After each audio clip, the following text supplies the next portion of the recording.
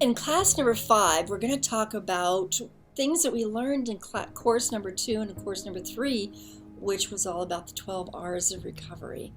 Because now, if you've gone in the sequence of these classes, you understand, you have so many tools available, you have so many more insights, you have so much more relief about many questions that you have. But now you want to go back to kind of looking at what are those 12 R's now that I'm more creative, now that I'm actually doing therapy with myself, which all of these courses really do help you do. But now I have done that. What are the 12 R's that I can begin to yet again apply to my life so that I can now apply those 12 R's not just to the recovery process from abuse and trauma, but apply those 12 R's to how I'm going to thrive moving forward in my life looking forward. So I'm going to take a few examples. One example is the R of reframing. Now, let's just say that you could look at a gnarly, angry argument you had with something in a parking lot over a parking space as, oh, yet again, you've encountered someone who's entitled, someone who's willing to be angry, someone who's trying to intimidate you, and you could feel completely shaken up by yet again being in the presence of someone who reminds you so much of your abuser. And on some level, I'm sure that the parallels will be very present and that the triggers inside of you will definitely be able to be triggered because it will be reminiscent of some, maybe a little bit or a lot, of what it is you went through in your abusive or traumatic situation. I totally get that. I want you to respect your ability to know, wow, I was triggered and I'm just feeling the impact of it. I'm having kind of a post-traumatic stress reaction to that trigger. Totally respect that's what's going on. However, in this particular class, what I want you to think about is the ability to use the R of reframing, one of the 12 R's, of reframing that situation as a form of self-therapy, where you say, when you're ready, not before. Remember, there's no shame, there's no embarrassment. You're not treating yourself like, oh, I should have done that. Instead, I did this, and oh, I'm just not recovering, and I'm just stuck. Don't beat up yourself. But if you're in a place where you can reframe it, you can say, wow, that is an amazing memory for me that's triggered about how far I have come from surrounding myself with someone who always treated me that way. That was such a moment in the parking lot that it reminded me that I'm not a part of that type of mentality anymore.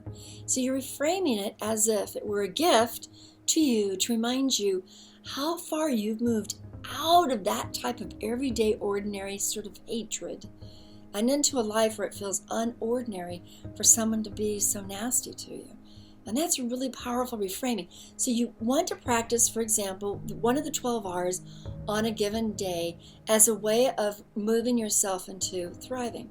So now let's take that same example of this argument, this horrible argument in a parking lot over a parking spot, and you say to yourself, okay, I could get retriggered by this, I could reframe it. I think I'm going to, which of the 12 R's am I going to do instead? And you say, I don't remember, but I think I'm going to rename it. So here it's kind of like reframing. I'm going to rename it. That's an R. I don't know if that's an R. Is that one of the 12 R's? It isn't. Not when I was going through the 12 R's with you. But that's the creative process of being able to say, well, I feel like I just want to name it something else. So what I'm going to name it is, man, one of us had a bad day, and I'm not going to step into that person's bad day.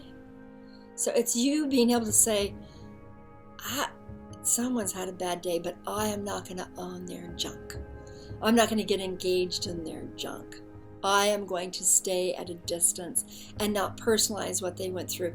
And even getting triggered by it kind of makes it your issue as opposed to theirs. And so the very act that you have at that moment, the ability to rename it to, I'm going to let that be their stuff. I'm going to let that be their bad day.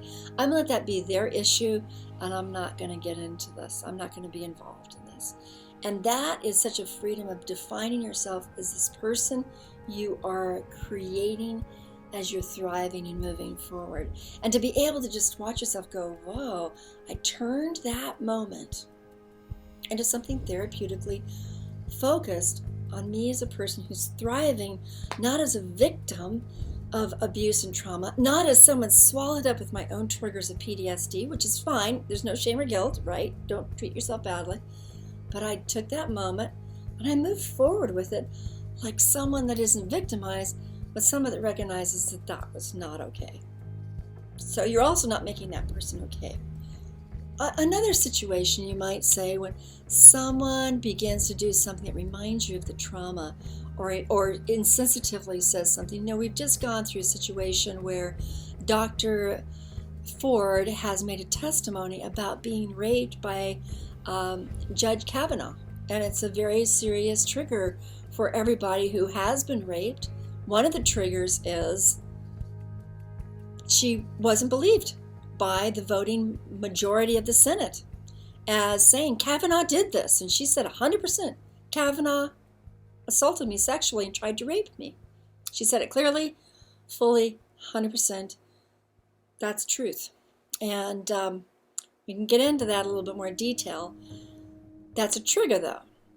And for everybody who's ever had sexual assault, including me, you just know on some level that that could trigger everything inside you. The memories of the events, the people who did it, making you feel like a victim, the rage over people not believing her, the same way you don't think they're going to believe you, or maybe they didn't believe you. And it could just like make you revisit every single one of those things. And you know what? That would be fine, because then you can do the therapy with the process of it being retriggered. Absolutely. Again, no shame at being triggered. No embarrassment at being triggered.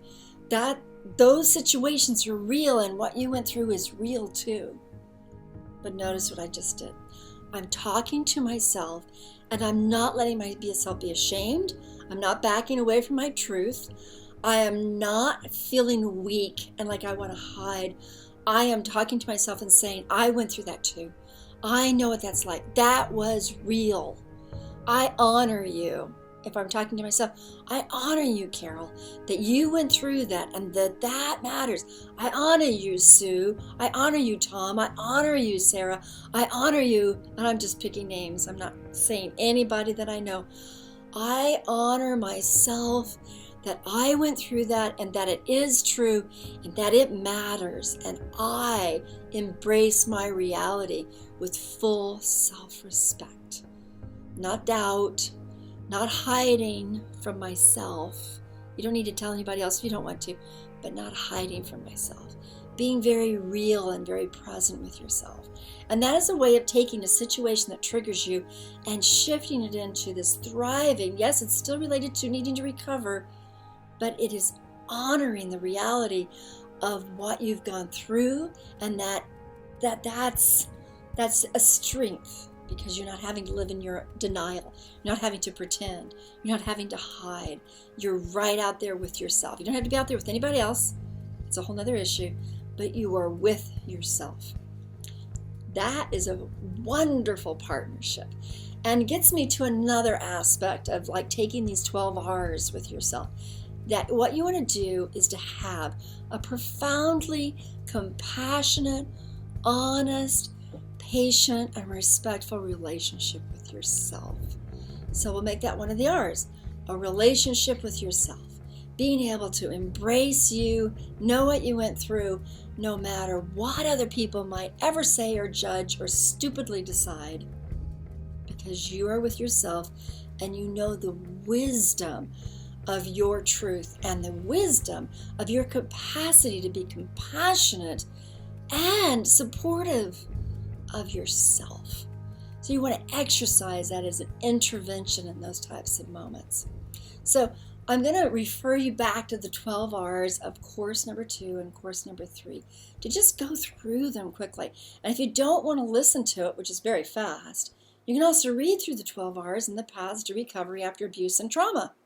They're right there. So you can just like reference them so you can practice having those types of 12-hour interventions available to you when you can take any moment that's triggering, but see if you can groom it and grow it into a thriving, self-respectful way of responding to yourself.